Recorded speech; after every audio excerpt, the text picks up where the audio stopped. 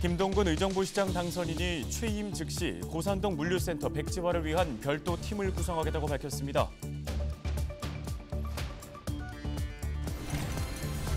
김동연 경기도지사 당선인이 청년들에게 더 많은 기회가 있는 경기 북부를 만들겠다고 말했습니다. 김 당선인은 경기 북부에 기업 투자를 유치하고 규제를 완화해 경제를 활성화하고 싶다고 덧붙였습니다. 짝퉁 해외 명품을 판매한 업자들이 경기도 공정특사경 수사에 무더기로 적발됐습니다. 경기도 공정특사경은 짝퉁 제품 제조와 판매를 집중 수사해 13명을 상표법 위반 혐의로 형사 입건했다고 밝혔습니다. 포천시가 2022년 2분기 청년 기본소득 신청을 받고 있습니다. 신청 대상은 경기도에 3년 이상 거주한 만 24세 청년이고 최대 100만 원을 받을 수 있습니다.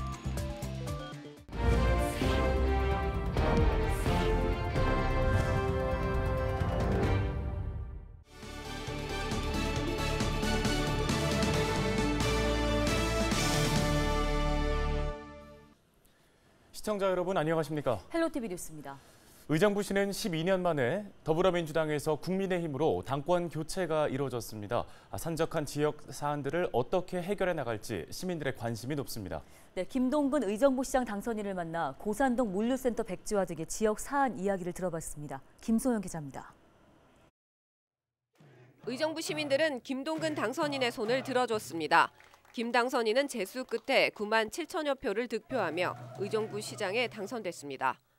선거운동이 지나가면서 점차 많은 시민들께서 저에 대한 지지가 커지거나라고 하는 것을 느꼈습니다. 그런데 막상 개표가 되었을 땐 저도 놀랐습니다. 14개 전 동에서 저를 선택해서 승리를 하도록 끌어주셨습니다. 그걸 보면서 한편으로는 좀 다행이다, 골고루 지지를 얻어서 그런 생각도 들었지만 또 한편은 굉장히 큰 무거운 책임감을 느꼈습니다. 선거 기간 동안 주요 이슈로 떠올랐던 고산동 물류센터 백지화는 취임 즉시 별도의 틈을 만들어 대응하겠다고 밝혔습니다. 고산동의 물류기지는 분명 쾌적한 주거 환경을 만들기 위한 그 도시 개발 방안과 분명히 배치가 되는 행정입니다. 이 부분이 외형적으로는 적법하게 허가가 나간 모습을 보이기 때문에 더욱 기술적으로 잘 다뤄야 될 그런 문제이기도 합니다. 저는 제가 시장이 되면 이것을 대응할 별도의 팀을 반드시 만들어서 개선책을 찾아볼 것입니다. 7호선 밀락 포천 구간 신설에 대해서는 타당성 조사와 연구 등의 절차가 진행돼야 하지만 기술적 문제와 경제적 타당성, 사회적 합의가 가능할 것으로 보고 최대한 빠른 속도로 진행하겠다고 말했습니다. 포천에 이어지는 철도 노선이 필요하다라고 하는 사회적인 공감대를 얻은 단계이기 때문에 새로운 신설 노선이 상대적으로 기간을 상당히 단축시킬 것입니다. 저는 이 부분을 최대한 얼마큼 단축시키느냐 하는 것이 시민들과 약속의 본질이라고 생각합니다. 반드시 밀락역 신설하고 최대한 빠른 속도로 진행해 갈 수 있도록 이렇게 하겠습니다.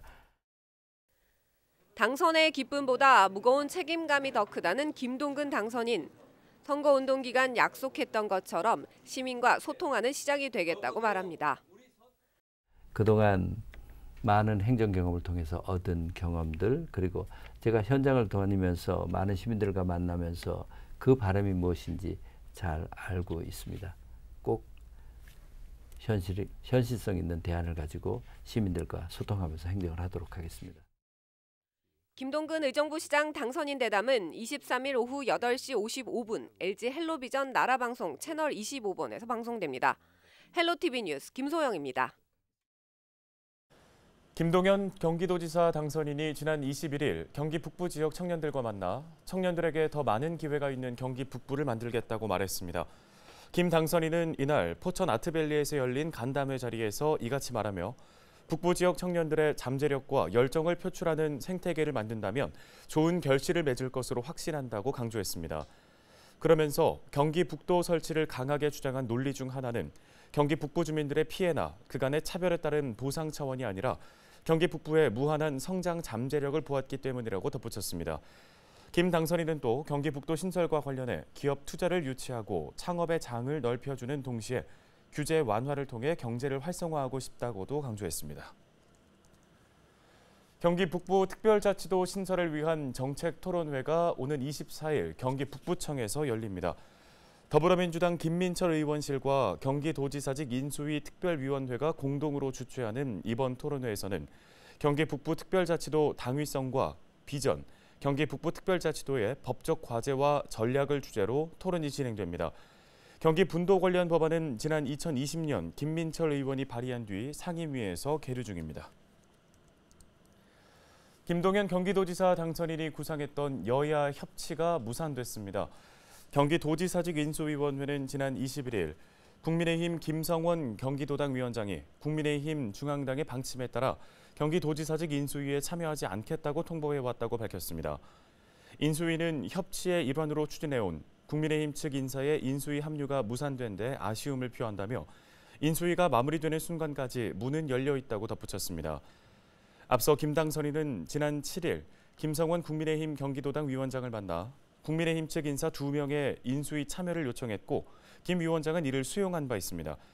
김성원 위원장 측 관계자는 헬로티비와의 인터뷰에서 인수위 참여에 실익이 없다고 본 국민의힘 지도부의 판단에 따라 인수위 불참을 통보했다고 말했습니다.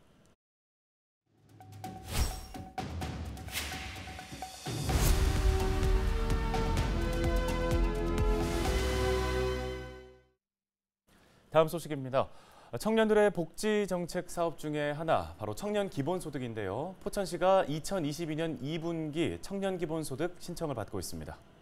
네, 포천시 일자리 경제과 청년 정책팀의 한정희 팀장을 전화 연결해 보겠습니다. 안녕하십니까? 네, 안녕하세요. 예, 청년 기본소득은 이제 청년들의 사회적 기본권 실현을 위해 추진되고 있는데요. 자, 어떤 대상에 얼마만큼이 지급이 되는지부터가 궁금합니다.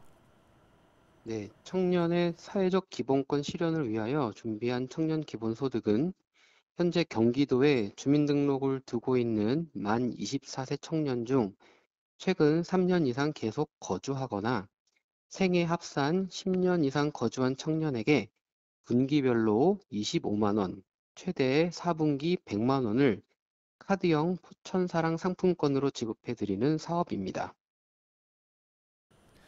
네, 최대 4분기에 100만 원, 결코 적은 금액의 지원금이 아닌데요. 청년들의 반응은 어떻습니까? 2021년 5월 경기연구원에서 실시한 만족도 조사 결과 조사 대상의 81.6%가 만족한다고 답변을 하였고요. 차별 없이 만 24세면 모두 지급받을 수 있다는 데에 긍정적인 반응을 이끌어내고 있습니다. 네, 청년들의 반응만큼 중요한 부분이 또 삶의 질 변화, 또 시경제에 미치는 영향력 아니겠습니까? 이 부분에 대해서는 어떻게 파악하고 계십니까? 청년 기본소득이 포천사랑 상품권으로 지급이 되고 관내에서만 사용되기 때문에 지역 소상공인 분들께 큰 도움이 되고 있습니다. 또한 청년들의 경제적 상황에 대한 인식을 긍정적으로 변화시키고 사회적 기본권 실현의 주요 수단으로 이용되고 있습니다. 네, 청년 기본소득이 지역 상품권으로 지급이 되고 또 관내에서만 사용할 수 있다고 하셨는데요.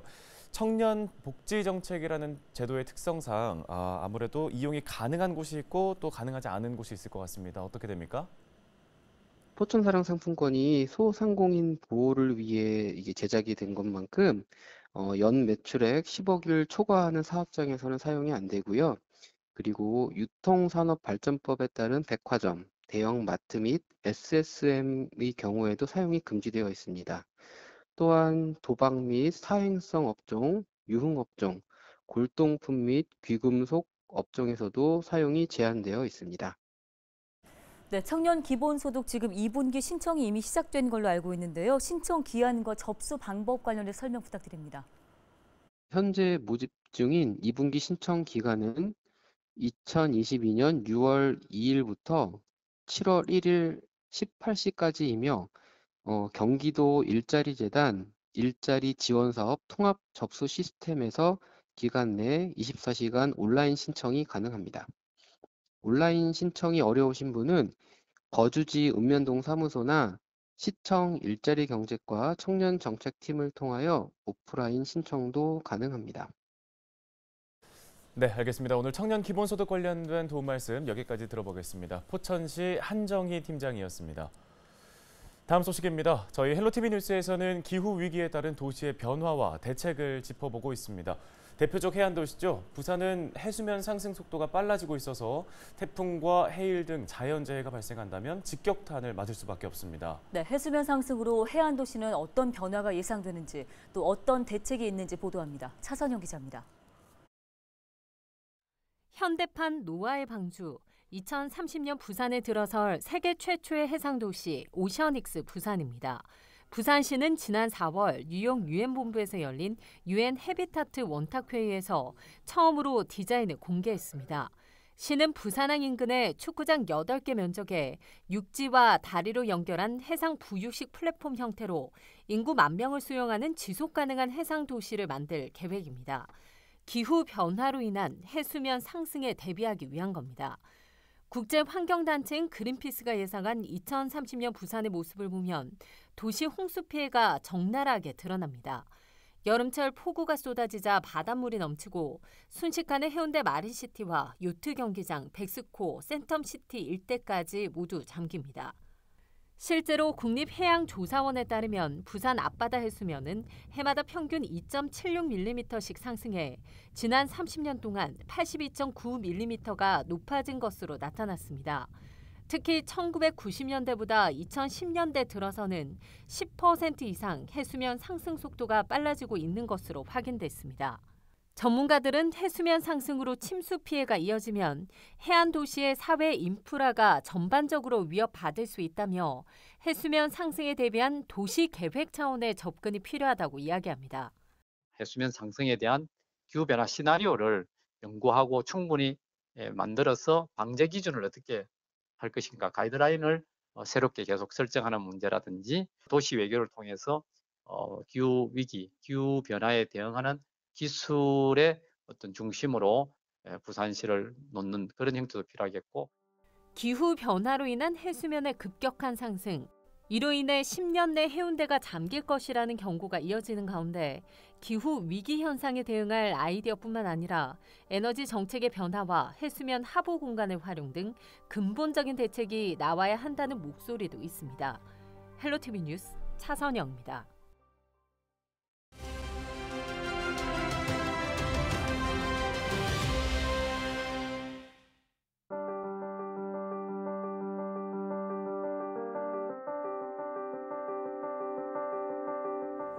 지구는 급격한 기후변화로 신음하고 있습니다. 지구가 아프다는 증거, 우리 주변에서 어렵지 않게 볼 수 있는데요. 여기 있는 이 숫자 역시 마찬가지입니다. 지구의 평균 온도 추이인데요.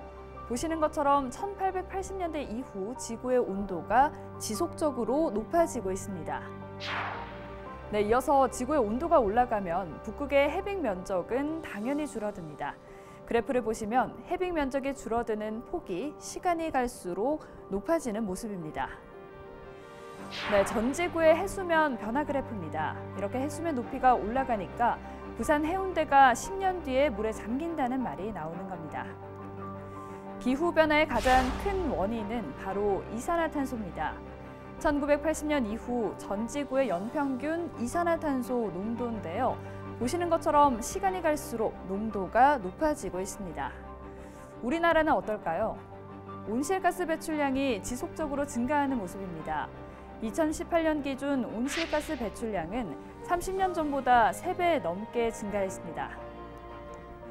이것만 놓고 봐도 기후변화의 책임은 우리 인간에게 있습니다. 책임이 인간에게 있다면 이를 되돌릴 의무 역시 우리의 몫입니다. 지금까지 헬로티비 브리핑이었습니다.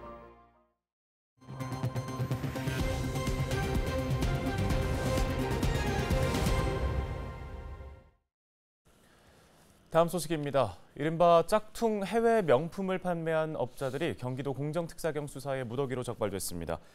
경기도 공정특별사법경찰단은 짝품 제품 제조와 판매를 집중 수사해 13명을 상표법 위반 혐의로 형사 입건했다고 밝혔습니다.